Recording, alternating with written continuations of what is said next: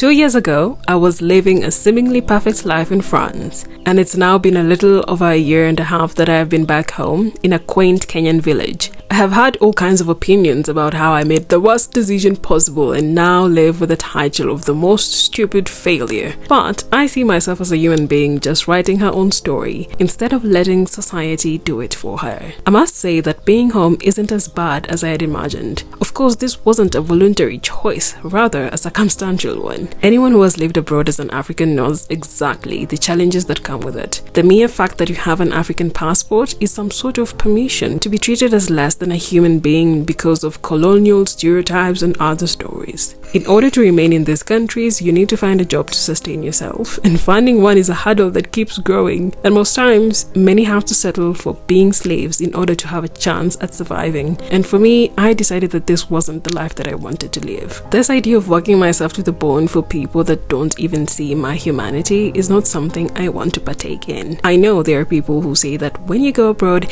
you just have to take whatever they give you have to be grateful for the scraps they throw at you. But why should you grovel at the feet of people who come to your own countries and easily take whatever they want without permission? I also want to live, to rest, to invest in my dreams and ideas as those in Western countries do. And this is exactly why I knew I had to come back home to give myself time and space to truly think about the life I wanted to live and to find out how to create that life wherever I may be without depending on the conditional supremacist generosity that requires me to act like less than. What many people living abroad never tell you is the fact that your life doesn't continue when you arrive there. You are starting not even from zero but from the negative. You're competing with people who are 10 laps ahead when you're stuck at the beginning because you don't even have shoes to run the track. It's not just being an African who is considered not good enough, it's also having to navigate a new culture with numerous unspoken rules. Sometimes you have to learn a new language and constantly be judged for not being as good as the natives. It's the different weather like winter, which is a total nightmare that can never be explained unless you experience it yourself. In addition, I didn't like the anxiety that I had because of being away from family. Every other month or so in the WhatsApp group that congregates Kenyans in France was a plead for support because someone lost a family member. As someone who has already experienced this, living with the thought that I would never see my family members again was atrocious. And if you're someone like me who spent majority of their years away from loved ones because of boarding school, you know that the image you have of them is filled with fantasy, or you carry the version of them that they shed a long time ago. In my case, because of being a firstborn, I thought my siblings were still the little boys I knew, which made the anxiety even worse. At that time, I didn't know it had a name, but it's called eldest daughter syndrome, where you find yourself carrying weights that normally parents would. That includes being anxious for your siblings and their lives because you were forced to be a parent to them at a young age. No one teaches you how to navigate this, and it was debilitating. And now that I have been home, seeing my family members for who they are and not who I thought they would be, seeing how they treat me even when they aren't doing anything, this has been a gift that I needed in order to live my life accordingly. It's a fact that when you're saying goodbye at the airport to the people you care about when you're going abroad, it might be the last time you're seeing them. Unfortunately, if you're not aware of this, you're setting yourself up for a lifetime of regret.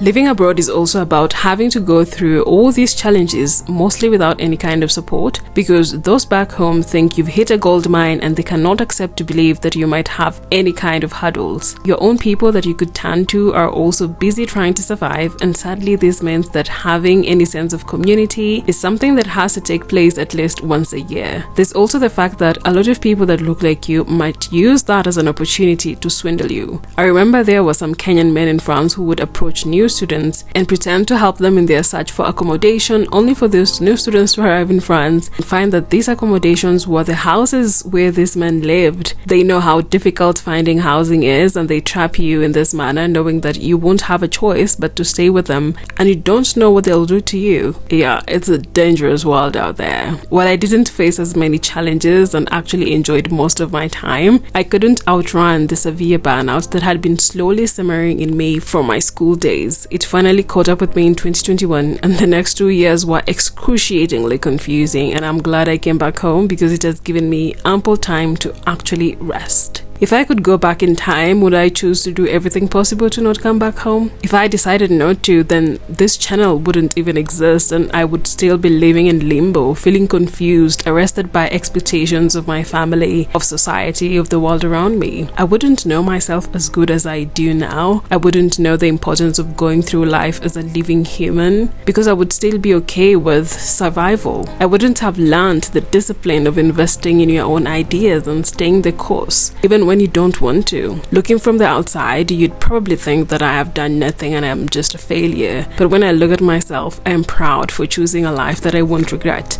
A life that I don't want to run away from. Sometimes I feel like a part of me was left in France. I actually feel like I left my soul in France because that is the country where I really felt like myself. I remember just growing up and here in Kenyan, all the time I would always hear people telling me how abnormal I am, how weird I am, how too much I am. I mean, it was always very clear that I don't fit into this society because a lot of people have bought into the prescriptions of Kenyan society about how children should be like, about how women should be like. And because I am really quite different from that, I mean, I am very outspoken, I ask questions, all these things are like unspoken rules which are very much forbidden, but I've always gone against them. And the reward for that has always been being treated like I am not a normal human being, always being treated like I'm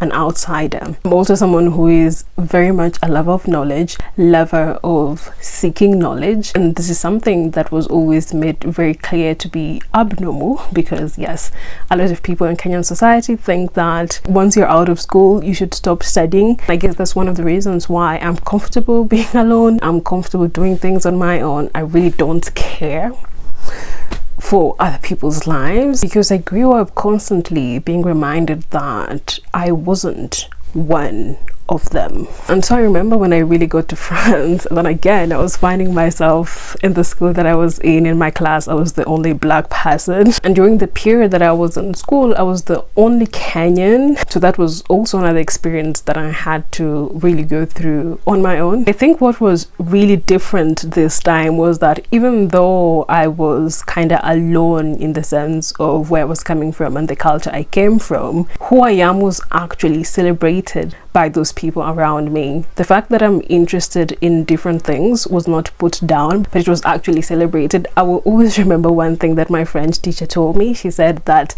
I am very original and I am someone who really gels well with other people from different countries. And this is why environment is incredibly important in whatever you want to do in life, because it's not just about the support that you might be getting from people, whether you have a clean environment, it's also about the mental environment that you're creating for yourself, the emotional environment, the financial environment. If you're constantly around people that are making you doubt yourself, you'll find yourself actually giving up on whatever it is that you're doing. That's why you'll find that a lot of African children do not go after their creative pursuits because they grow up in an environment where they hear their parents belittling anything that has to do with creativity. And that's why there's this huge cultural appetite to go abroad, and this idea that, oh my god, the moment you get abroad you've really struck a gold mine and you're living the best life. That's how when you actually get to living abroad, even if you're going through something, they are going to be like, no,